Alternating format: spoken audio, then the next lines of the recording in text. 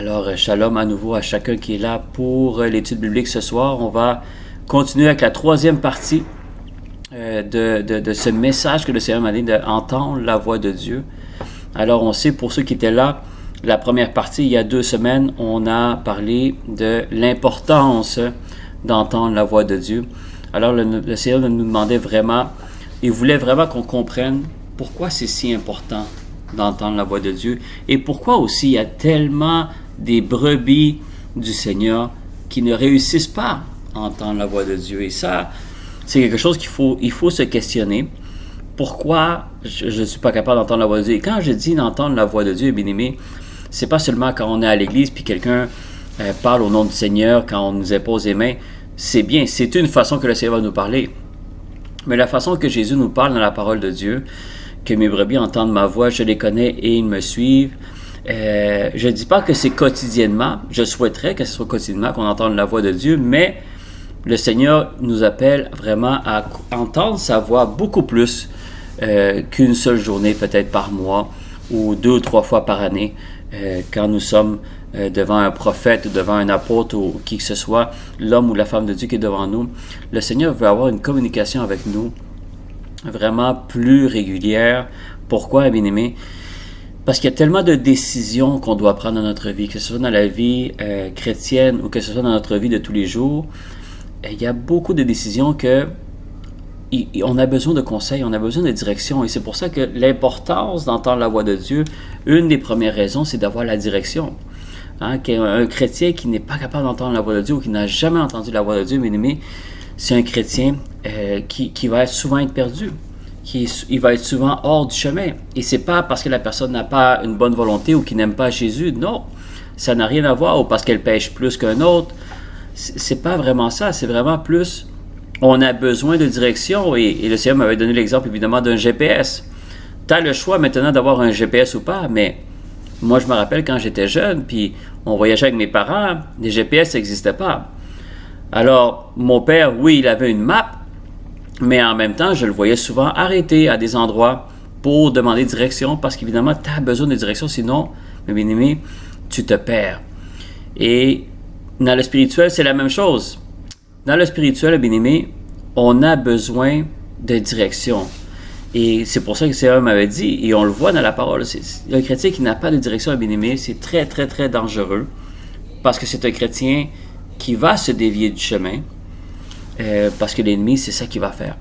Et quand le Seigneur nous parle, quand il dit « mes brebis entendent ma voix », le Seigneur m'avait montré aussi que c'est tous les brebis de Dieu devraient être capables d'entendre la voix de Dieu. Et souvent, on a cette impression-là que c'est les prophètes, les pasteurs ou les apôtres ou quels que soient les titres que certaines personnes ont. On va dire « ah, c'est ces personnes-là qui entendent la voix de Dieu ». Non, bien-aimé, il ne faut pas se tromper. Oui, il y a une onction prophétique particulière pour certaines personnes qui sont peut-être capables d'aller voir beaucoup plus loin ou avoir des messages plus précis ou plus profonds. Oui, le don prophétique existe. Mais entendre la voix de Dieu, qui est par exemple, pareil, un côté prophétique, tout le monde devrait avoir accès. Parce que Jésus dit « mes brebis entendent ma voix ».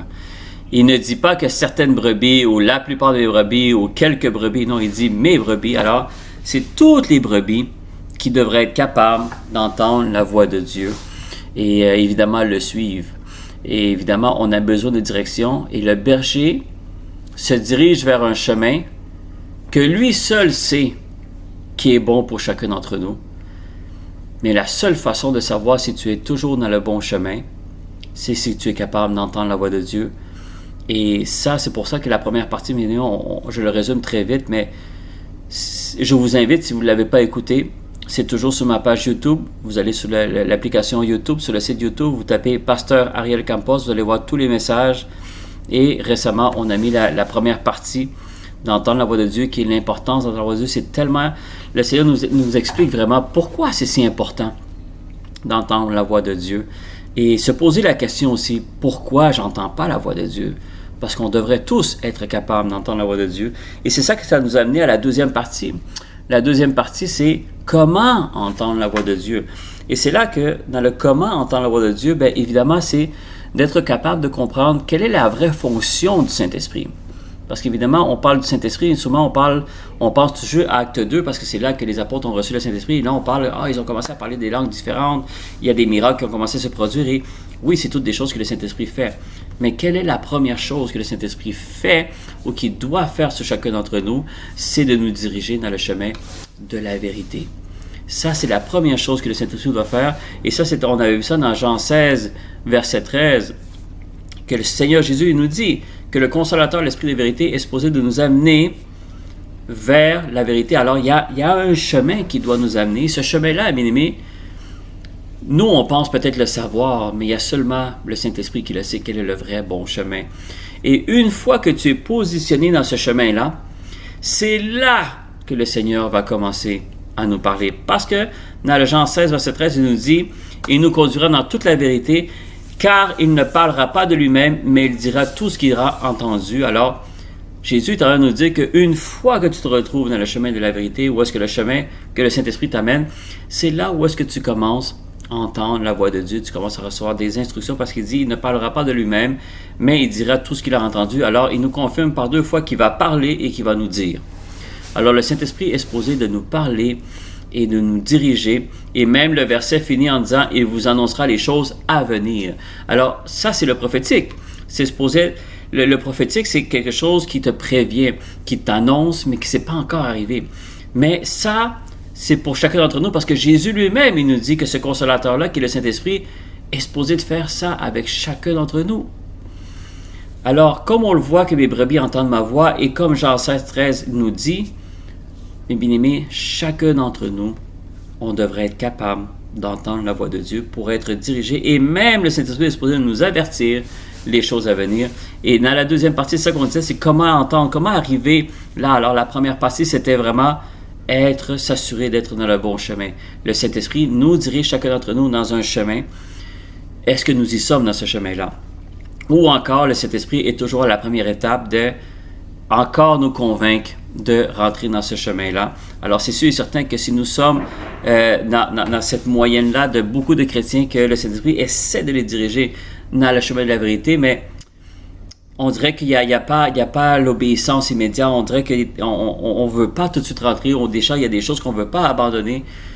Et c'est ça c'est très difficile pour le Saint-Esprit il ne va pas nous forcer à rentrer.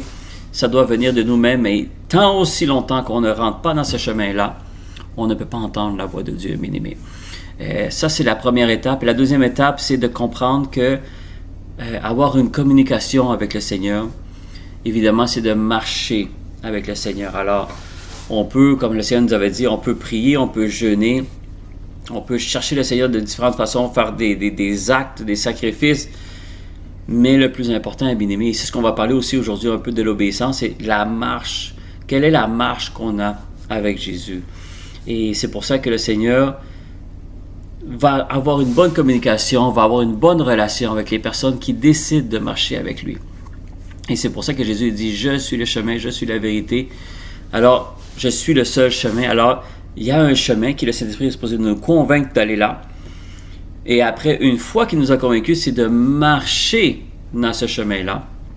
Et quand on marche dans ce chemin-là, mais c'est un peu comme les brebis avec les bergers. Les bergers donnent les directions aux brebis et les brebis, qu'est-ce qu'ils font? Ils obéissent. Pourquoi?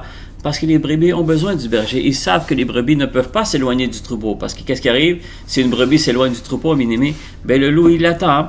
Il attend sagement, il attend patiemment, il attend qu'une brebis sorte du lot de ce groupe-là. Et qu'est-ce que vous pensez qui va arriver? Bien évidemment, le loup va s'emparer d'une brebis parce qu'une brebis, vous le savez, n'a aucun système de défense. Alors, spirituellement, naturellement, je veux dire, nous, si on veut combattre l'ennemi avec notre propre force, notre propre intelligence, bien aimé, nous sommes comme une brebis devant un loup. On n'a aucun système de défense. L'ennemi va faire qu'une seule bouchée avec nous. La seule raison pourquoi l'ennemi ne nous a pas mangé encore tout rond, c'est parce que, 1, ça n'a pas été la volonté de Dieu, et 2, c'est parce qu'on a une puissance qui est qui est le Saint-Esprit, qui est supposé de nous diriger dans le bon chemin. Alors, Jésus est en train de nous dire que il va nous diriger, il va nous parler, on doit obéir, tant aussi longtemps qu'on reste dans ce chemin-là. Oui, il va y avoir des tribulations, oui, il va y avoir des difficultés, mais on n'aura jamais rien à craindre. Pourquoi? Parce qu'on est en train de suivre le berger. Et ça, c'est tellement important. Et c'est pour ça qu'il ne faut pas se le cacher. Oui, les tribulations vont être là, Mais la différence, c'est que tu sais que c'est Jésus qui est en avant de toi. C'est pas toi. C'est Jésus qui est en avant de toi. Alors, si Jésus nous dit de tourner à droite, même si pour toi, ton intelligence, ta sagesse te dit non, c'est à gauche, ou on te conseille que c'est à gauche. Non, Jésus a dit c'est à droite. Tu obéis. Et c'est ça, mes bien-aimés, qu'on va voir aujourd'hui parce que on a compris c'est quoi l'importance. On a compris comment entendre la voix de Dieu. Là, maintenant, c'est bien d'entendre la voix de Dieu, mais il faut obéir à la voix de Dieu. Alors, encore une fois, un berger, une brebis, le berger peut crier à la brebis, peut lui donner des directions, mais la brebis a toujours le choix de suivre le berger ou pas. Et c'est pour ça, bien aimé, que le titre de ce message, qui est la troisième partie, c'est « La puissance d'entendre et d'obéir à la parole de Dieu ». Parce que, évidemment, si tu peux entendre la parole de Dieu, tu entends la voix de l'Éternel, mais tu ne l'obéis pas. Évidemment, bien aimé, il n'y a pas de puissance. Il n'y aura pas, même si c'est le Seigneur qui parle, c'est le Seigneur qui te dirige, la personne ne connaîtra pas la puissance tant aussi longtemps qu'il n'y a pas l'obéissance. Et le verset que le Seigneur m'a donné, évidemment, dans les psaumes, il y a beaucoup de versets, mais lui, je l'avais beaucoup aimé. Psaume 29, verset 4. Psaume 29, verset 4, regardez qu'est-ce qu'il dit. Il dit « La voix de l'Éternel est puissante. » Hein? La voix de l'Éternel est puissante. Alors, quand le Seigneur parle, il y a une puissance. Et le verset ne finit pas là, il dit « La voix de l'Éternel est majestueuse. » Alors, c'est quelque chose qui est grandiose, c'est quelque chose qui n'est... Il n'y a rien... Quand tu dis que quelque chose est majestueux, quelqu'un qui est grandiose, c'est un peu un synonyme, il n'y a rien de plus grand que ça. Alors, entendre la voix de Dieu, ça vaut beaucoup plus que l'or, de tout l'argent qui peut se trouver dans ce monde. De toutes les bénédictions que le monde peut t'offrir, il n'y a rien qui va se comparer à la voix de l'Éternel. Parce que la voix de l'Éternel n'est pas seulement puissante, mais elle est majestueuse, elle est grandiose, elle est au-dessus de tout ce qu'on peut s'imaginer. Mais je veux qu'on retienne quelque chose par contre, et ça va nous amener au message aujourd'hui, c'est la voix de l'Éternel est puissante. Et j'aime ça parce que ça nous rejoint dans Acte 1, verset 8, un verset qu'on connaît très bien, Acte 1, verset 8, Jésus dit à ses disciples avant de retourner vers le Père, il dit « Vous recevrez une puissance ». Alors la voix de l'Éternel, on sait qu'elle est puissante, mais là il dit « Vous allez recevoir cette puissance-là ». Qui évidemment qui est le Saint-Esprit, mais on a vu dans Jean 16, 13 que le Saint-Esprit va parler au nom de l'Éternel.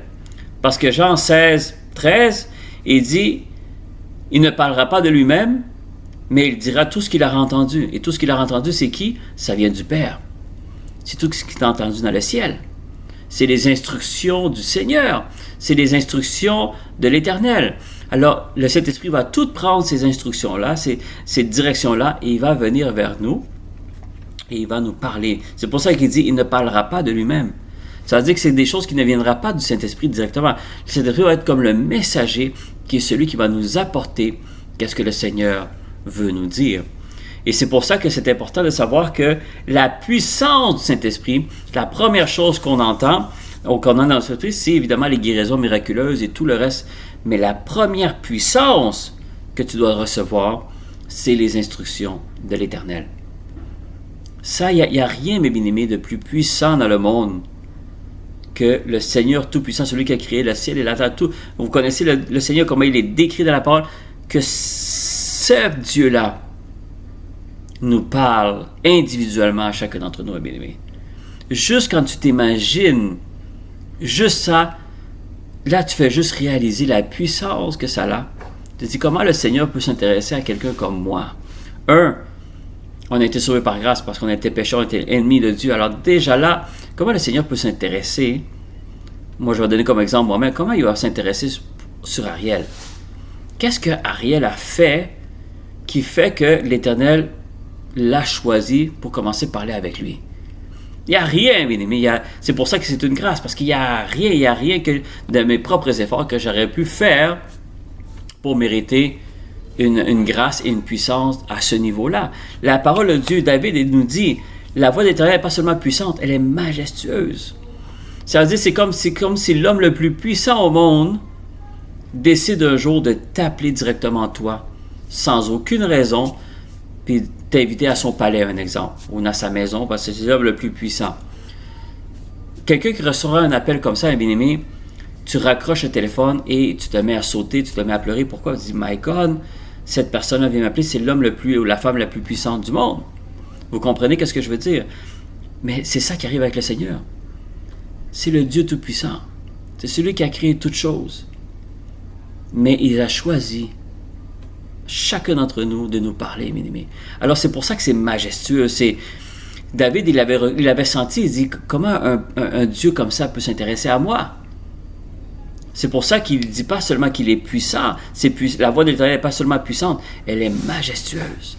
Et nous, on doit recevoir cette grâce-là de cette façon-là, bien aimé. C'est majestueux de savoir que le Seigneur peut vouloir s'intéresser à nous parler. Alors, et Jésus nous confirme que le Saint-Esprit est une puissance, mais le Saint-Esprit, comme on le dit tantôt, est supposé nous diriger dans le bon chemin, le chemin de la vérité, et parler de la part du Seigneur, parce qu'il dit, il va te dire des choses qu'il a entendues, mais évidemment, il a entendu de où? Il a entendu du ciel. Il a entendu de qui? Il a entendu du Dieu Tout-Puissant, évidemment. C'est seulement Dieu qui donne les directions et tout. Alors, c'est pour ça que Jésus dit que c'est une puissance. Mais cette puissance-là va servir à quoi? Et c'est là que Jésus dit, pour être des témoins. Alors, pour devenir des témoins, mes bien-aimés, il faut qu'on soit capable d'entendre la voix de Dieu. Parce que si tu n'as pas la parole de Dieu ou la voix de Dieu qui t'instruit, il n'y a pas de puissance, mes amis. Mais tout le monde va dire, j'ai le Saint-Esprit. Oui, je suis né de nouveau, j'ai le Saint-Esprit. Mais est-ce que tu as vu la puissance se manifester? C'est dur de rencontrer des chrétiens et de dire, oui, j'ai vu la puissance. Je l'ai vu, je l'ai expérimenté. C'est difficile, il y en a beaucoup qui l'expérimentent. Mais vous allez voir qu'il y en a beaucoup qui n'ont jamais connu cette étape-là. Mais c'est normal, mes amis. On a tous passé par ce chemin-là. Moi, j'ai été pendant des années bien-aimé chrétien, et si quelqu'un m'a posé la question, est-ce que j'entends la voix de Dieu? Non. Ou peut-être que je l'entendais, mais je n'avais pas comment la distinguer, ou je n'avais pas comment ou de quelle façon la déchiffrer, parce que le Seigneur parle d'une façon, d'un jour d'une façon, et d'un autre jour, il va parler d'une autre façon, mais c'est ce qu'on va voir aujourd'hui. Le Seigneur peut te parler, évidemment, principalement, comment le Seigneur va te parler. Quelle est la première façon que le Seigneur va te parler? Bien évidemment, bien-aimé, c'est par une parole qui est déjà écrite. C'est la parole de Dieu. La parole de Dieu, c'est vraiment le premier endroit, bien-aimé, que le Seigneur va te parler. Il y a beaucoup de chrétiens qui prient, qui jeûnent. Seigneur, un mot, donne-moi un mot, donne-moi un mot. Mais ils n'ouvrent jamais la parole de Dieu ou ils l'ouvrent une fois semaine. Mais bien-aimé, c'est sûr et certain, malheureusement, je vous annonce, vous n'allez pas entendre les instructions de Dieu. Parce que Dieu va toujours parler à celui qui s'intéresse à sa parole. Parce que la parole, c'est la parole de Dieu. Alors, si c'est la parole de Dieu, automatiquement, quand vous lisez, le Seigneur vous parle. N'importe quel chapitre que vous lisez, n'importe quel verset, dès que vous le lisez, le Seigneur est en train de vous parler. Pourquoi? Parce que c'est des choses qui sont écrites déjà, c'est déjà des instructions, et c'est pour ça que beaucoup vont chercher des nouvelles paroles, des nouvelles instructions. Non, bien aimé, il n'y aura pas de nouvelles paroles, il n'y aura pas de nouvelles instructions. Pourquoi? Parce que ça a déjà été tout écrit. Et même la parole le dit, celui qui rajoute ou qui retranche quelque chose, qu'il soit maudit. Même l'apôtre Paul, il dit, même si un ange du ciel vient vous annoncer un autre évangile, qu'il soit maudit. Parce qu'il n'y en a pas 30 évangiles, il y en a un. Alors, mes bien-aimés, le premier endroit, si on veut entendre la voix de Dieu, il faut que nos yeux soient fixés dans sa parole. Il y a d'autres façons aussi. Le Seigneur peut te parler par vision. Le Seigneur peut te parler par songe. Le Seigneur peut te parler par un réma. Évidemment, je n'aurai pas le temps de donner une étude biblique sur ça. Si le Seigneur me le permet, un jour, peut-être on aura un enseignement, mais il y a des différentes façons que le Seigneur peut nous parler. Évidemment, par la parole de Dieu, par des songes, par des visions aussi. Des fois, ce n'est pas seulement des paroles, des fois, c'est des images. Et aussi par des rémas. Il y a une différence entre ces quatre choses-là. Et il y a d'autres façons aussi. Ça, c'est les quatre qui me viennent à l'esprit en ce moment. Mais il y a plusieurs façons que le Seigneur peut nous parler. Mais je pense que ces quatre-là, c'est pas mal les principales façons que le Seigneur peut nous parler. Mais je vous dirais que celui qui est le plus important, c'est qu'est-ce qui est déjà écrit dans un livre qui s'appelle la Bible. Ça, mes bien-aimés, si on pense être capable d'entendre la voix de Dieu ou rechercher la parole de Dieu sans lire sa parole, mes bien-aimés, déjà là, le Saint-Esprit va vous convaincre que vous n'êtes pas déjà dans le bon chemin. Parce que le bon chemin, le chemin de la vérité se trouve dans sa parole, parce que c'est la parole de Dieu qui est la vérité. Et Jésus lui-même, quand on le voit dans le premier chapitre de Jean, dans l'évangile de Jean, on voit déjà que Jésus est comparé à la parole. Il y a une relation que Jésus est la parole. Alors évidemment, si tu suis Jésus ou tu veux entendre la voix de Jésus, tu veux être dirigé par Jésus qui est notre berger, mais que tu ne lis pas son évangile, que tu ne lis pas sa parole, mais déjà là, on ne va jamais expérimenter cette puissance-là. Alors la première chose, mes bien-aimés, si on veut expérimenter la puissance d'entendre la voix de Dieu, ben ça commence par l'obéissance. Tout va commencer avec l'obéissance. Et c'est pour ça que j'ai donné deux exemples. Et deux exemples qui me touchent beaucoup à chaque fois que je les lis, parce qu'ils parlent d'une puissance. Mais quand on lit avant cette puissance-là, il y a une obéissance. Et si je ne me trompe pas, il y a une étude biblique il y a quelques mois, ou peut-être l'année passée, si je ne me trompe pas, on avait parlé de la puissance de l'obéissance. Et ces deux versets-là, si ma mémoire est bonne, se trouvent dans cet enseignement-là. Pourquoi? Parce que le Seigneur me l'avait déjà montré que la parole de Dieu, mes bien-aimés, elle est puissante, oui, mais s'il y a une obéissance. Alors, moi, je me rappelle, mes bien-aimés, dans mes débuts d'être chrétien, quand j'allais dans mon travail, souvent je voyageais un peu en voyagement d'affaires, et à chaque fois j'amenais ma Bible. Je la mettais dans ma valise, et une fois que j'arrivais dans ma chambre d'hôtel, je la déposais avec moi. Mais après, quand je réalisais, je passais 2 ou 3 jours dans ces endroits-là, je réalisais que jamais je la lisais. Je la lisais pas. Ou des fois, je vais lire un chapitre vite, ou quand j'étais dans l'avion, je lisais un petit chapitre, mais on dirait que quand je l'amenais avec moi, on dirait que, j'amène la parole avec moi, automatiquement, j'ai la puissance ou j'ai la protection divine. Pourquoi? Parce que j'ai la Bible avec moi. Évidemment, j'étais bébé spirituel, je comprends pas. Pour moi, c'était comme, OK, j'ai la Bible avec moi, il y a une certaine protection qui est avec moi parce que j'ai la parole de Dieu. Mais évidemment, quand tu grandis spirituellement et quand tu commences à lire la parole et tu commences à comprendre la parole, c'est là que tu réalises que non, c'était pas vraiment ça. C'est pas parce que tu as la parole de Dieu dans ta valise qu'automatiquement il y a une puissance. Parce que souvent on va dire, la parole de Dieu est puissante. Oui, elle est puissante, mais pas si c'est fermé et on ne lit pas et on n'obéit pas. Il n'y a aucune puissance, ça devient un livre comme un autre livre. Le livre qui s'appelle la Bible, qui est la parole de Dieu, la seule façon qu'on est capable de voir sa puissance, c'est en la lisant, la méditant, mais à la mettre en application. Ça veut dire qu'il y a une obéissance qui doit se produire. Et là, dans les deux exemples que je vais vous donner, bien aimés, les disciples ont expérimenté, on voit un témoignage que les disciples ont expérimenté une puissance qu'ils n'avaient jamais expérimentée auparavant. Et de l'autre exemple, l'autre verset qu'on va voir, c'est le Seigneur nous promet qu'il y a certains miracles qui doivent nous accompagner. Mais vous allez voir que les deux sont rattachés à une instruction, ça veut dire une parole que Dieu nous donne, et évidemment doit être suivi d'une obéissance. Alors, on connaît l'importance d'entendre la voix de Dieu. On connaît maintenant comment entendre la voix de Dieu, comment chercher à entendre la voix de Dieu. Là, on est à la troisième étape. Là, tu réussis, tu comprends l'importance. Là, tu réussis à commencer à entendre la voix de Dieu. Bien, on ne doit pas s'arrêter là. Parce que si le Seigneur commence à te parler, est-ce que tu es prêt à obéir? Parce qu'on veut tous entendre la voix de Dieu. Mais sérieusement, est-ce que nous sommes tous prêts vraiment à entendre qu'est-ce qu'il a à dire? Parce que nous, on pense qu'il va nous dire une chose, mais le Seigneur peut nous dire quelque chose de complètement différent que ce que nous, on pense qu'on veut recevoir comme parole. Seigneur, donne-moi une parole. On s'entend que le Seigneur nous dise, je ne sais pas, moi, une bénédiction, reçois ton mariage, reçois tes enfants, reçois ta voiture, reçois ta promotion. Mais bien aimé, je ne dis pas que le Seigneur est contre ça.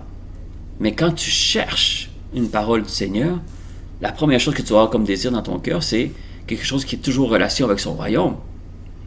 Quelque chose qui est en relation avec ton appel, ton chemin, ta sanctification, ton salut, le salut de ceux qui sont alentour de toi. C'est ça ta première préoccupation. C'est ça que dit Matthieu 6,33, de rechercher le royaume comme priorité et sa justice. Alors, quand on cherche à entendre la voix de Dieu, est-ce que nous sommes prêts à entendre qu'est-ce qu'il va nous dire? Parce que je suis convaincu qu'il y en a plusieurs d'entre nous qui vont commencer à entendre la voix de Dieu, puis ça ne sera peut-être pas ce qu'eux, ils pensaient entendre. Mais là, nous, on ne peut pas choisir et dire au Seigneur, tu aurais pu me dire ça, tu aurais pu me dire... Non, ce n'est pas nous qui va commencer à montrer au Seigneur qu'est-ce qu'il doit nous dire ou qu'est-ce qu'il ne doit pas nous dire. On a confiance en lui, puis on sait que lui ne se trompe jamais, il ne s'est jamais trompé, il ne se trompera jamais. Alors l'important, c'est bien aimé, si on veut expérimenter la puissance d'entendre la voix de Dieu, comme David nous le dit dans Psaume 29, verset 4, la voix de l'Éternel est puissante, mais elle est puissante seulement s'il y a une obéissance. Alors, c'est pour ça que quand tu es prêt à entendre la voix de Dieu, il faut que tu sois prêt à qu'est-ce qu'il va te dire, tu dois obéir. Alors, quand on va dans Luc 10, évidemment, les trois versets que je vais vous lire, c'est le verset 17, 18 et 19. Mais avant de vous lire ces trois versets-là, il faut comprendre que quand vous commencez le chapitre 10 de Luc, du premier verset jusqu'au verset, qu'est-ce qu'on va lire maintenant? Vous allez voir que c'est quand Jésus envoie ses disciples deux par deux. Ils étaient 72, si je ne me trompe pas. Il les envoyait deux par deux. Et vous voyez que pendant peut-être 12, 13 ou 14 versets, au début de ce chapitre-là, vous allez voir que Jésus donne que des instructions à ses disciples. Ne faites pas ci, ne faites pas ça, allez là, faites ça, si on ne vous reçoit pas bien, secouez les pieds. Vous voyez, vous connaissez un peu, vous allez voir quand vous lisez, là, on ne va pas tout lire le chapitre, mais vous allez voir que Luc 10, les premiers 13, 14 versets, c'est toutes des instructions que Jésus donne à ses disciples avant de partir deux par deux. Et là, on voit que les disciples font comme « Oui, Seigneur », et ils partent. Mais ils partent, est-ce que vous pensez, et c'est là que Seigneur m'a fait voir quand on avait parlé de la puissance à l'obéissance, quand j'avais donné cette étude-là, Seigneur m'a dit « Est-ce que tu penses que les disciples, tous les 72 disciples, ils avaient compris exactement pourquoi Jésus leur demandait de faire ça? » Bien sûr que non. Pourquoi Jésus a dit, un exemple je donne, « Ah, si on ne te reçoit pas, prends la poussière de tes pieds et secoue-les. » Un exemple. Il y en a peut-être certaines personnes qui vont comprendre, mais est-ce que vous pensez que les 72 disciples ont compris exactement ce que Jésus voulait dire avec ça? Je suis convaincu que non. Mais c'est pas ça le problème. Le problème, c'est qu'est-ce que les autres ils ont retenu dans leur tête, c'est que s'ils vont dans une maison, puis ils ne le reçoivent pas, ils allaient secouer le pied. Ils allaient secouer la poussière qui est à leurs pieds. Pourquoi? Même s'ils ne comprennent pas pourquoi ils le font, Jésus t'a dit de le faire. Tu le fais. Et c'est ça l'obéissance, mes amis. C'est que des fois, c'est là que je voulais me montrer, c'est que toutes les instructions que vous voyez que Jésus donne à ses disciples, il y en a certains qui comprenaient, c'était logique, mais il y en a d'autres peut-être qui ne comprenaient pas à 100%, mais eux autres, c'était pas si je comprends ou je ne comprends pas, ou je suis d'accord ou je ne suis pas d'accord. C'est tu suis à la lettre ce que Jésus te dit parce que tu as confiance, à ton berger, mais tu sais que tout ce qu'il te demande de faire, il y a toujours une raison en arrière de ça. Jésus ne va jamais dire quelque chose il aurait pu l'enlever ou il aurait pu pas le mettre. Non, tout est mis exactement, parfaitement de la façon qu'on devait l'entendre. Et toute instruction et toute, on pourrait dire toute instruction que Jésus nous donne et qu'il donnait à ses disciples, jusqu'à la dernière lettre, jusqu'à le dernier mot, a une raison d'être. Alors ça, les disciples, ils avaient compris ça.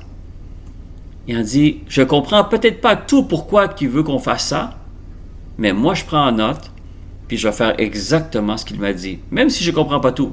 J'ai peut-être compris la moitié, j'ai peut-être compris le 3/4, le 2/3. Ça n'a pas d'importance. Tant mieux si tu comprends tout. Gloire à Dieu.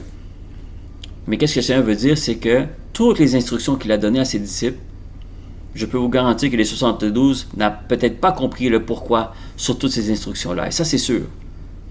Mais, une chose est sûre, bien aimé, c'est que les 72, quand ils sont revenus de leur mission, on pourrait dire, en guillemets, une mission évangélique, une mission d'aller sauver des âmes. C'était une mission très puissante que Jésus les avait envoyés deux par deux.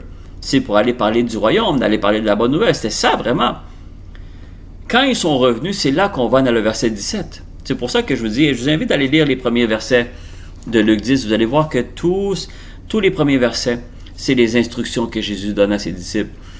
Et quand ils reviennent, on voit que dans le verset 17, il dit, les 70, j'avais dit 72, je me suis trompé, les 70 reviennent avec joie, Alors, on voit qu'ils revenaient avec joie. Alors, on sait que quand les disciples reviennent avec joie, ou qui que ce soit vient avec joie, c'est parce que ça a été un succès. Est-ce qu'ils ont eu des tribulations, des difficultés? Bien sûr qu'ils en ont eu. Ça n'a pas été une partie de plaisir. La parole de Dieu ne nous dit pas vraiment combien de temps ils sont partis. Mais toutes ces journées-là qui sont partis, ça n'a pas été facile. C'est sûr qu'ils ont eu des difficultés. C'est sûr qu'ils ont eu du monde qui n'ont pas aimé, qu'ils ont mis dehors, qu'ils ont insulté. C'est sûr que c'est arrivé. Mais la parole de Dieu nous dit dans le verset 17 qu'ils sont revenus avec joie. Pareil. Pourquoi? Parce qu'ils ont connu la puissance de l'Éternel pour la première fois. Ils ont connu, parce que vous voyez, ça c'est pendant que Jésus était là. Alors ils n'avaient même pas encore reçu le Saint-Esprit qu'on voit dans Acte 2. Mais le Seigneur lui avait donné une puissance, il lui avait donné l'Esprit de la vérité pareil pour qu'il allait faire ce travail-là, parce qu'évidemment, les 70 rentraient dans un combat spirituel. Mais regardez la joie qu'ils avaient, les 70 disciples qui sont revenus. Mais pourquoi ils étaient tellement contents? Parce que le Seigneur m'a montré, ces disciples-là sont venus avec faim, avec soif, fatigués, mal aux jambes, mal aux pieds. Ils avaient plusieurs souffrances que plusieurs d'entre nous, on aurait sûrement peut-être abandonné à mi-chemin. Mais eux, malgré toute cette fatigue-là, parce qu'ils ont marché beaucoup, ils venaient avec joie, bien-aimés. Ils ont eu faim, ils ont eu soif, ils ont eu chaud, mais ils sont venus avec joie. Pourquoi? Parce qu'ils ont expérimenté la puissance de Dieu. Et c'est pour ça qu'il dit, les 70 revinrent avec joie en disant, « Seigneur, les démons même nous sont soumis en ton nom. » Alors, ils ont expérimenté cette puissance-là. Et cette puissance-là, quand tu expérimentes cette puissance-là, parce que le Seigneur te commence à parler, puis là, tu commences à obéir à ses instructions, c'est là où est-ce que tu commences à expérimenter sa puissance. Et beaucoup d'entre nous, bien aimés, on veut expérimenter la puissance, mais le Seigneur nous a donné des instructions, mais on n'obéit pas, ou on ne reçoit pas des instructions. Alors, si on ne reçoit pas d'instructions, on n'a pas de bonne direction, et si on n'a pas de bonne direction, bien, on n'expérimente pas la puissance. Alors, c'est pour ça que les deux premières parties, c'est très important. Mais nous sommes à la troisième partie. On est dans l'étape où est-ce que vous entendez la voix de Dieu, et là, il faut commencer à obéir.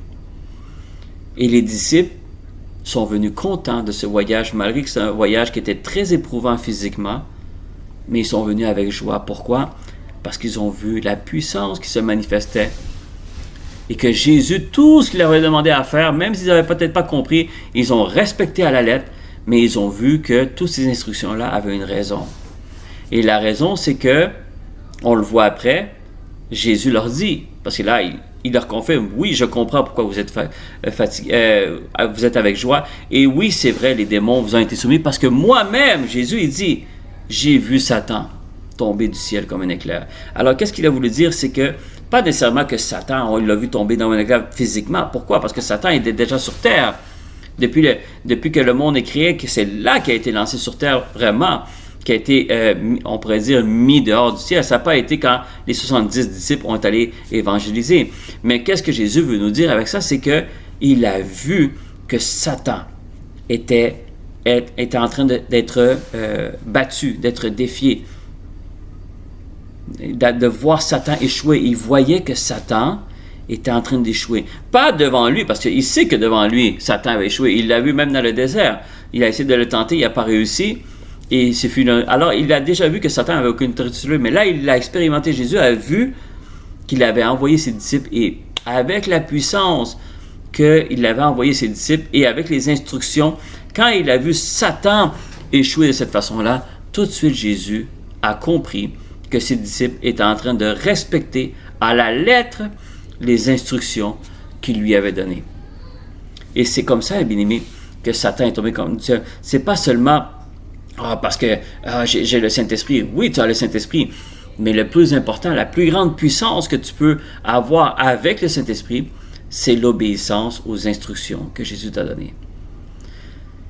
Et comme on le disait tantôt, toutes les instructions que Jésus avait données à ses disciples, c'est pas toutes les instructions qu'ils étaient compris à 100%, mais eux autres, ils ont obéi à toutes les instructions que Jésus avait données. Et c'est ce qui a fait que Satan était en train d'être battu dans ce combat-là. Et c'est pour ça qu'après, dans le verset 19, qui est un verset qu'on connaît très bien, qu'on aime dire Amen à ce verset-là, mais il faut comprendre que ce n'est pas le Amen qui fait que ce verset-là va se manifester dans notre vie, sinon plutôt à qu'est-ce que les versets antérieurs disent. Parce que le verset 19, il dit « Je vous ai donné le pouvoir de marcher sur les serpents et les scorpions, et sur toutes les puissances de l'ennemi, et rien ne pourra vous nuire. Mais bien aimé, combien d'entre nous on peut déclarer ce verset-là, mais on ne l'expérimente pas vraiment? Que l'ennemi est capable de nous nuire, que l'ennemi est capable de nous freiner, que les serpents et les scorpions spirituels sont capables de venir nous piquer et nous mordre et nous faire mal et nous mettre à terre et nous ne sommes pas capables de nous lever. Ça arrive à beaucoup de chrétiens, bien-aimés. Pourtant, Jésus dit, je t'ai donné le pouvoir sur ça. Mais pourquoi plusieurs chrétiens n'expérimentent pas cette puissance-là? Il dit toutes les puissances de l'ennemi, pas quelques puissances de l'ennemi. Il parle que toutes. Alors, chaque mot est important, qu'est-ce qui est écrit dans la parole de Dieu. Il dit toutes les puissances de l'ennemi. Ça veut dire qu'il n'y a rien qui te prend le nez. Mais bien aimé, c'est simple. Ça le dit. Il n'y a rien que l'ennemi puisse faire qui peut venir te nuire.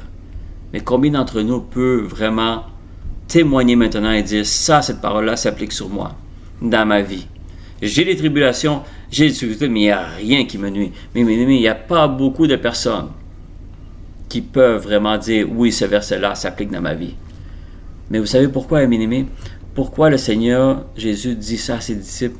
Pourquoi? Parce qu'il est en train de voir Satan tomber comme un ciel, comme un éclair. Il est en train d'échouer dans ce combat-là. Mais pourquoi?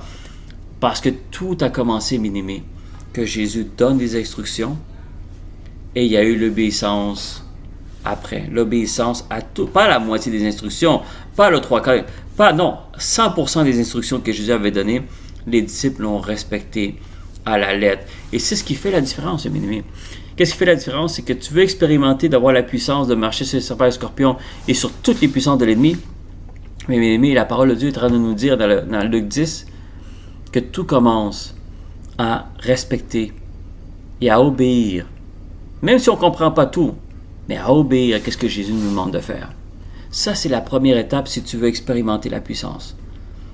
On veut tous entendre la voix de Dieu.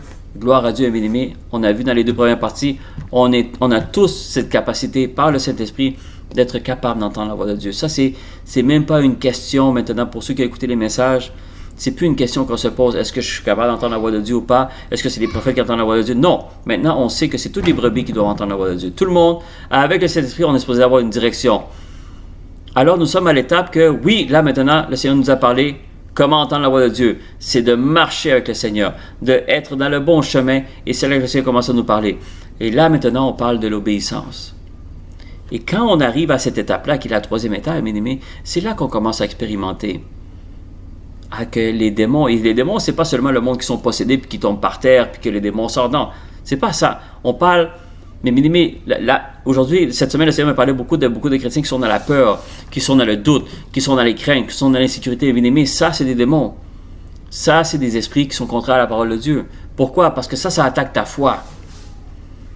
Et quelque chose qui attaque ta foi, bien, automatiquement, ça ne vient pas de Dieu. Parce que Dieu ne va jamais attaquer ta foi. Au contraire, il va toujours travailler fort pour que ta foi soit à un haut niveau. Parce qu'il sait que c'est avec la foi que tu es capable de tout faire ce qui est écrit dans la parole de Dieu. Mais ça, c'est des démons. C'est des esprits qui ne viennent pas de Dieu. Mais là, la parole de Dieu dit, toutes ces choses-là n'est pas supposé te nuire. Ça va t'attaquer, mais ce n'est pas supposé te nuire. Et là, en ce moment, il y a beaucoup de démons, bien-aimés, beaucoup de puissance de l'ennemi qui nuit énormément de chrétiens dans leur marche chrétienne. Mais bien-aimés, c'est là que si ça nous arrive tous, bien-aimés, ne vous inquiétez pas. Moi aussi, j'ai pas peur de l'avouer, beaucoup de fois, on se sent vaincu. Et c'est là qu'on réalise que quand on se met à prier, puis on commence à demander au Seigneur qu'est-ce qui tourne par rond, en général, vous allez voir que le Seigneur, c'est des instructions qu'il nous donne et que nous ne sommes pas nécessairement dans l'obéissance. Et ça, c'est très important. Et ça, c'est le premier exemple. Premier exemple où est-ce qu'on voit on voit Satan tomber comme un éclair, mais oui, c'est bien de voir ça. Ils étaient contents, les disciples, vous voyez, les démons étaient soumis. Oui, c'est parfait. Mais tout a commencé avec l'obéissance. Si les disciples n'auraient pas obéi à les instructions que Jésus avait données, dans les premiers versets, on n'aurait pas vu Satan tomber comme un éclair du ciel. Non, ça va avec l'obéissance. Et dans Marc 16, mes bien-aimés, Marc 16, qui a été vraiment les dernières instructions que Jésus nous a données. Évidemment, c'est dans Matthieu aussi, c'est dans Luc, c'est dans Jean, c'est dans tous les évangiles, mais j'aime celui de Marc. Pourquoi? Parce que Marc, de la façon qu'il nous le dit, c'est que Jésus nous demande une instruction, mais il rattache cette promesse-là avec des miracles qui est supposé de nous accompagner. Et Marc 16, versets 15 à 18, évidemment, Jésus leur dit aux disciples, avant de partir à nouveau vers le Père, il leur dit, « Allez par tout le monde et prêchez la bonne nouvelle à toute la création. Celui qui croira et qui sera baptisé sera sauvé, mais celui qui ne croira pas sera condamné. » Alors, voyez, ça, déjà là, on voit, un peu comme Luc 10, mais beaucoup moins long, on a une instruction de Dieu. Dieu nous parle en ce moment. C'est pour ça que je dis que quand tu lis la parole de Dieu, c'est déjà en train de nous parler. C'est pas nécessairement juste des visions, des songes, des rémas. Ça, c'est aussi d'autres façons que le Seigneur nous parle. Mais ça, cette façon-là, la parole de Dieu, c'est important. Il dit aux disciples. Alors, les disciples, c'est nous, bien-aimés. Là, il parle aux 12 qui étaient là, mais il parle à nous aussi. Et il nous donne une instruction. Il dit d'aller prêcher la bonne nouvelle, d'aller évangéliser, d'aller sauver des âmes. C'est ça qu'il est en train de nous dire. Et après, celui qui sera baptisé sera sauvé et celui qui ne croira pas sera condamné. Et évidemment, ça c'est la base, on le sait, parce que tu donnes le choix. Mais en ce moment, ça c'est une instruction que Dieu nous donne. Mais le Seigneur sait qu'avec cette instruction-là, celui qui obéit à cette instruction-là, un peu comme les disciples on voit dans le Luc 10, c'est que dans le spirituel, tu rentres dans un combat. Pourquoi? Parce que c'est sûr et certain que si tu obéis à cette parole-là, c'est sûr que l'ennemi ne va pas te laisser y aller en te déroulant le tapis rouge. C'est sûr que l'ennemi va essayer de nous arrêter. Ça, vous pouvez être convaincu sur cela. L'ennemi va essayer de vous arrêter de toutes les façons possibles. Mais il y a une chose que vous devez être convaincu aussi, c'est que quels que soient les efforts qu'il va faire pour vous arrêter, la parole nous dit que toutes ces puissances-là de l'ennemi n'est pas supposée de nous nuire. Alors oui, il va vouloir nous encourager, mais nous, ça ne nous affectera pas. Alors, Jésus sait que quand tu rentres dans cette instruction-là et tu l'obéis, tu rentres dans un combat spirituel. Mais c'est pour ça qu'il dit après, « Voici les miracles qui accompagneront ceux qui auront cru en mon nom. » Alors, automatiquement, pas seulement ceux qui vont évangéliser, mais ceux qui auront cru, là pendant votre évangélisation, pendant que vous apportez la bonne nouvelle, ceux qui auront cru vont être capables d'expérimenter immédiatement cette puissance-là, parce qu'ils vont recevoir le Saint-Esprit quand ils vont avoir cru, quand ils vont être baptisés, ils vont recevoir le Saint-Esprit. Il dit, automatiquement, il y a des miracles qui sont supposés vous accompagner, et c'est là qu'il parle, ils chasseront le démon, ils parleront de nouvelles langues, et saisiront des serpents, s'ils boivent quelques breuvages mortels, ils ne leur font pas de mal. Et regardez, ils imposeront les mains aux malades et les malades seront guéris. Mais encore une fois, ça c'est un miracle que beaucoup d'autres personnes pensent que c'est les pasteurs, les apôtres, les prophètes qui ont ce don-là. Non, bien-aimés. Il dit tous ceux qui ont cru. C'est écrit, bien-aimés. C'est pas moi qui parle. Regardez la parole de Dieu. Il dit tous ceux qui auront cru. Voici les miracles qui vont accompagner. Comment ça se fait, bien-aimés, que plusieurs d'entre nous on n'a jamais expérimenté quelque chose de pareil. Pourtant, la parole de Dieu nous dit, c'est des miracles qui doivent nous accompagner. Encore une fois, tout vient du début. Être capable de comprendre qu'est-ce qu'est le Saint-Esprit, qu'est-ce qu'il est supposé faire le Saint-Esprit, nous diriger dans le bon chemin et nous donner des instructions. Comment recevoir ces instructions-là? Premièrement, être dans le bon chemin, avoir une marche avec le Seigneur. Et troisième partie, une fois que je reçois une parole du Seigneur, quel est mon niveau d'obéissance? Est-ce que le Seigneur doit nous répéter 2, 3, 4, 5, 6, 10 fois, 1 an, 2 ans, 3 ans, 4 ans, 5 ans? Combien de fois le Seigneur doit nous répéter une instruction?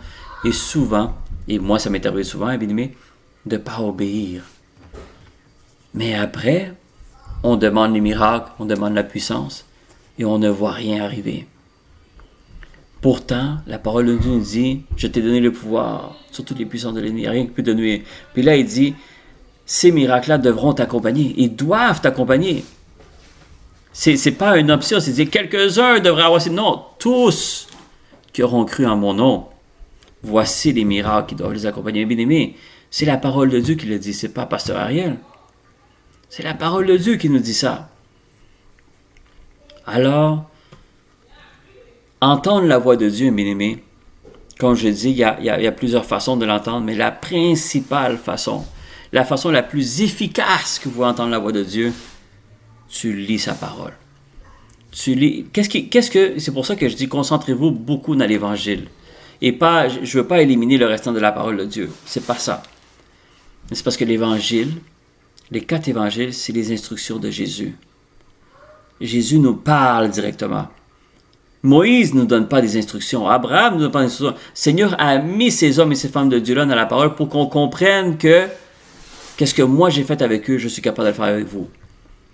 On comprend le Seigneur. On comprend qu'est-ce que ça va l'obéissance. On comprend qui est Dieu. Mais si vraiment on veut expérimenter le Saint-Esprit, on veut expérimenter la grâce, on veut expérimenter cette puissance-là, mais bien aimé, ces hommes et ces femmes de Dieu auraient voulu connaître Jésus, auraient voulu connaître Christ. Nous, on a l'opportunité que nous sommes dans une saison où est-ce que Jésus est déjà passé sur terre.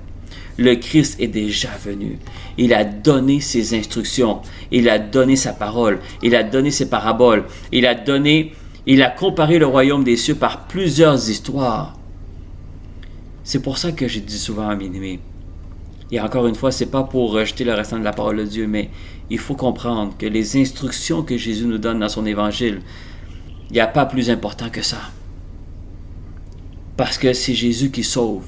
Jésus a dit, je suis le seul chemin, la vérité, la résurrection, la vie. Et vous voyez comment il se décrit, mais bien aimé, il n'y a pas autre homme dans la parole de Dieu qui va se comparer comme Jésus s'est comparé. Il y a un seul qui pardonne tes péchés. Dans toute la parole de Dieu, c'est Jésus. Même Jean-Baptiste, que Jésus lui-même l'a considéré comme le plus grand prophète avant lui, même Jean-Baptiste a dit, je ne suis même pas digne d'attacher ses souliers, de lier ses sandales. Je ne suis même pas digne d'arriver à ce niveau que ses pieds. Pourquoi? Parce que Jean-Baptiste savait que Jésus, il n'y a rien de plus grand que ça. Pourtant, Jésus compare Jean-Baptiste. Il l'élève comme en disant, un homme né d'une femme, il n'y a pas plus grand que Jean-Baptiste. C'est-à-dire qu'il le met plus élevé que tous les hommes et les femmes de Dieu qu'on voit dans l'Ancien Testament. Il élève Jean-Baptiste encore plus haut que lui. Mais pourquoi? Parce que Jean-Baptiste a compris que Jésus, même lui, n'était même pas digne de délier ses sandales. C'est-à-dire qu'il a compris que Jésus était. Il n'y a pas plus de majestueux que Jésus. Alors, mes bien-aimés, si on veut entendre la voix de Jésus, si on veut entendre la voix par le Saint-Esprit, s'il y a un endroit que moi, je vous conseille personnellement, mais je vous demande que le Seigneur vous confirme qu'est-ce que je dis, et priez le Seigneur qui vous demande où est-ce que le Seigneur peut vous parler. Vous allez voir que souvent, le Saint-Esprit va vous diriger dans l'Évangile, dans les 4 évangiles, Matthieu, Jean, Luc et Marc. Pourquoi? Parce que c'est là où est-ce que toutes les instructions de Jésus sont. Jésus nous compare le royaume des cieux avec plusieurs histoires. Jésus nous parle la foi comme personne d'autre nous a parlé. Et il nous a parlé du royaume des cieux comme personne n'en a parlé. Le monde était étonné de la façon que Jésus enseignait et qu'il parlait. Alors, s'il y a une parole de Dieu, si vous cherchez à entendre la voix de Dieu et à l'obéir, commencez avec l'Évangile, mes bien-aimés. Comme ça, c'est des instructions que Jésus nous donne. Allez par tout le monde et prêchez la bonne nouvelle à toute la création. Ça veut dire qu'on a un travail d'aller chercher des âmes. C'est pas optionnel. La parole de Dieu, Jésus lui-même, il nous dit, la priorité qu'on doit avoir, nous, en tant que chrétiens, c'est la recherche du royaume et sa justice. Et c'est le message que j'ai eu cette semaine, que j'ai partagé dans le groupe WhatsApp. La première question qu'on doit se poser, bien aimé, nous, en tant que chrétiens, c'est qu'est-ce qui est la recherche du royaume? Pourquoi? Parce que le Seigneur, il dit, c'est supposé être ma priorité. Ma priorité, Jésus lui-même nous l'a dit, c'est pas un prophète, c'est pas l'apôtre Paul, l'Esprit de Saint-Esprit. Non, c'est Jésus lui-même qui nous dit, ta priorité dans ta vie, c'est de rechercher le royaume. Ça, c'est une instruction. Le Seigneur est en train de nous parler, là. C'est pas seulement juste comme des visions, des songes et des rêves. Non, la parole de Dieu, c'est la meilleure parole qu'on peut avoir. Puis Jésus nous dit, comme priorité, on doit de rechercher le royaume. C'est pour ça que je disais dans le message, tout chrétien, sans exception, devrait se poser la question, qu'est-ce qui est la recherche du royaume des cieux? Moi, j'ai eu la révélation, je l'ai déjà partagé avec vous dans un étude biblique, mais qu'est-ce que le Seigneur m'a dit? C'est, allez-vous chercher cette réponse-là. Allez poser la question au Seigneur. Seigneur, tu me demandes comme priorité de faire ça. Moi, je ne sais pas comment le faire. Il n'y a pas de gêne, mes bien-aimés, de ne pas savoir. Au contraire, le Seigneur veut qu'on s'intéresse à la parole. Le Seigneur est en train de nous donner une instruction précise. Recherche comme priorité le royaume. Et ça, mes bien-aimés, quand tu obéis à ces instructions-là, c'est là qu'on voit la puissance. Et avant de finir, parce qu'évidemment, j'aurais voulu parler de la désobéissance, mais je pense qu'on n'a pas vraiment besoin de parler de la désobéissance, parce que la désobéissance, évidemment, c'est le contraire, hein, bien-aimés. Parce que, je vais vous donner un exemple que le Seigneur m'a donné dans le premier livre de Samuel, 1 Samuel 15, 22 à 23. Et j'aurais pu aussi parler, que Jésus aussi nous en parle, mais vous allez voir qu'est-ce qu'il dit, 1 Samuel, verset 15, 22 à 23, il dit, Samuel dit, l'Éternel trouve du plaisir dans les holocaustes et les sacrifices, comme dans l'obéissance à la voix de l'Éternel. Ah, excusez-moi, c'est une question. Il dit, l'Éternel trouve-t-il du plaisir dans les holocaustes et les sacrifices, comme dans l'obéissance à la voix de l'Éternel? Voici, l'obéissance vaut mieux que les sacrifices et l'observation de sa parole vaut mieux que la graisse des béliers. Et vous voyez que Jésus aussi nous a dit ça. Jésus nous a dit l'obéissance est beaucoup plus important, beaucoup plus important que tous les sacrifices qu'on fait. Alors, le Seigneur m'a montré, parce que là, il dit l'obéissance vaut mieux que les sacrifices et l'observation de sa parole. Ça veut dire, c'est observer sa parole, ça veut dire que tu la lis, tu la médites et tu la mets à l'application. Il dit, vaut mieux que la graisse des béliers. Alors, évidemment, il faut comprendre dans l'Ancien Testament que pour faire plaisir au Seigneur, le monde faisait des sacrifices d'animaux. Mais il dit, l'obéissance de ma parole vaut beaucoup plus que les sacrifices que tu fais. Évidemment, nous, on n'a plus besoin de faire ces sacrifices-là parce que Jésus l'a fait à la croix. Mais on peut mettre cette comparaison-là dans les sacrifices qu'on peut faire de tous les jours, ou qu'est-ce qu'on fait à l'église, les moments comme là, en ce moment, les études bibliques. On dit, ah ben moi, Seigneur, je fais des études bibliques. Oui, parfait, pasteur, tu fais des études bibliques. Mais quand je te demande quelque chose, est-ce que tu obéis? Alors oui, il y a un petit sacrifice de faire une étude biblique, mais l'obéissance de la parole de Dieu est beaucoup plus important qu'une étude biblique que je vais faire une fois semaine pendant 1 heure de temps. Pour Jésus, c'est rien ça à comparer à l'obéissance à sa parole. C'est ça que je veux dire. Il n'est pas contre que je fasse des études bibliques. Qu'est-ce qu'il veut dire? C'est qu'il n'était pas contre non plus au sacrifice que le monde faisait. Mais il dit, s'il y a quelque chose de plus important pour moi, c'est l'obéissance à ma parole. Et c'est pour ça que Jésus, il dit, je pense qu'on l'avait vu dans la deuxième partie, Jean 14, versets 15 et 16. Jean 14, versets 15 et 16, qui dit, si vous m'aimez, gardez mes commandements. Et après, dans le verset 23, il dit, si quelqu'un m'aime, il gardera ma parole. Alors, combien d'entre nous, ou combien de chrétiens qui disent, ah, moi j'aime Jésus, Jésus t'aime, moi j'aime Jésus, oui, mais quand il nous demande de faire quelque chose, est-ce qu'on le fait? Alors, mes bien-aimés, la puissance d'entendre la voix de Dieu, c'est très puissant. Parce que la parole de Dieu, on avait lu dans Psaume 29, verset 4, il disait, la voix de l'Éternel est puissante. Oui, elle est puissante. La parole de Dieu est puissante. Il y a une puissance dans la parole de Dieu que vous allez trouver dans aucune parole, dans aucun livre dans ce monde qui a ça. Pourquoi? Parce que ça a été tout inspiré, écrit par des hommes et des femmes, mais inspiré par Dieu.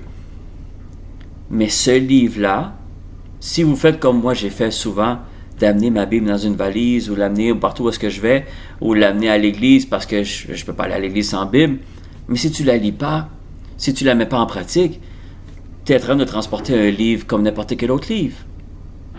Pourtant, tu as la parole de Dieu dans les mains. Mais bien aimé, il n'y a pas de puissance. Parce qu'il dit, la voix de l'Éternel est puissante. Mais tu peux entendre la voix de Dieu puis pas expérimenter la puissance. Mais c'est normal, parce que si le Seigneur te parle, il faut obéir. Alors, la puissance n'est pas seulement dans sa voix, mais c'est dans sa voix avec l'obéissance. Alors, tu peux lire et déclarer plusieurs versets dans la parole de Dieu, mais ce n'est pas ça qui va amener la puissance à voir le Seigneur se manifester à travers toi.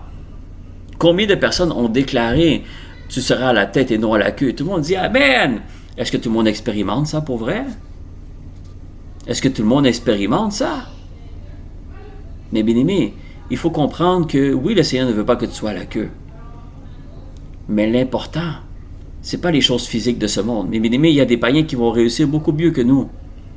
Mais ça, il ne faut pas comparer à ça. Parce que nous, qu'est-ce qu'on cherche? C'est le royaume. C'est pour ça que c'est important de lire l'Évangile, bien aimé. Je ne dis pas de ne pas lire l'Ancien Testament. L'Ancien Testament est la parole de Dieu. Mais l'Évangile, mes bien-aimés, il y a quelque chose qui a changé dans le spirituel quand Jésus est venu. Même les pharisiens étaient choqués de la façon que Jésus enseignait. Pourquoi? Parce qu'ils disaient, « Hey, Moïse nous a dit ça, Moïse nous a dit ça. » Il comparait toujours Moïse. Il disait, « Non, Moïse t'a écrit ça, mais moi je vous dis ça. » C'est comme s'il était en train de contrer la parole, mais c'est parce que c'était dans le spirituel. C'est parce que eux, ils pensaient que Jésus, le Christ, devait venir construire un royaume sur terre. Mais le royaume que Jésus prêchait, c'était un royaume spirituel. Il y en a plusieurs qui sont venus aller voir Jésus parce qu'ils voulaient créer une révolution, de déloger, je ne sais pas, moi, Pilate, César ou tous les gouvernements qui étaient là. Non, Jésus, il dit, je ne suis pas venu faire ça. Je suis venu t'annoncer le royaume de Dieu, mais le royaume de Dieu ne se trouve pas ici. Il y a plusieurs de disciples l'ont abandonné à cause de ça, parce qu'ils pensaient qu'ils allaient créer une révolution, mais non. Quand Jésus parlait, il parlait du royaume. Et c'est pour ça que Jésus dit, cherche le royaume en premier. Mais si aujourd'hui tu te poses comme question, je ne sais pas vraiment c'est quoi la recherche du royaume. Oui, je peux te donner un enseignement, mais ça c'est la révélation que le Seigneur m'a donnée. Et je ne dis pas que la révélation que j'ai eue est fausse, non. Mais peut-être que c'est une révélation qu'il a donnée pour moi. Mais le Seigneur te demande de chercher le royaume en premier, comme priorité. Alors tu as besoin d'entendre la voix de Dieu pour ça. Et c'est pour ça, mes amis, que ces enseignements-là étaient tellement importants, parce qu'il faut absolument que, tu comprennes, tu as accès à entendre la voix de Dieu. Tout le monde a accès à entendre la voix de Dieu. Ça, c'est la première chose que tu dois retenir de ces enseignements-là. Deuxièmement, comment entendre la voix de Dieu? C'est une question de relation, c'est une question de marche, que d'obéissance à la parole de Dieu. C'est ce qui va faire que tu vas commencer à entendre la voix de Dieu. Et une fois que tu entends la voix de Dieu, mes bien-aimés, que tu comprennes ou que tu ne comprennes pas, c'est pas la question que tu dois te poser, c'est d'obéir automatiquement. Et après, le Seigneur, s'il le permet, il va t'expliquer le pourquoi. Ou il va te le voir le pourquoi. Mais l'important, c'est que tu obéis. Et une fois que tu obéis, c'est là, mes bien-aimés, que la puissance de l'Éternel agit en chacun d'entre nous. Et le Seigneur veut, c'est pour ça qu'on a eu ce message-là, mes amis, le Seigneur veut qu'on arrive à ce niveau-là. Combien d'entre nous est à ce niveau-là d'obéissance à la parole de Dieu et voir les miracles nous accompagner? Et c'est pas une question monétaire, c'est pas une question de, c'est pas ça. Est-ce que le royaume, est-ce qu'on expérimente le royaume de Dieu ici sur terre? C'est ça que Jésus veut. Il dit, recherche le royaume et la justice et tout le reste te sera donné. Alors, il n'est pas en train de parler quand on va être dans le ciel. Dans le ciel, tu n'as pas besoin de rechercher le royaume. Tu es déjà là.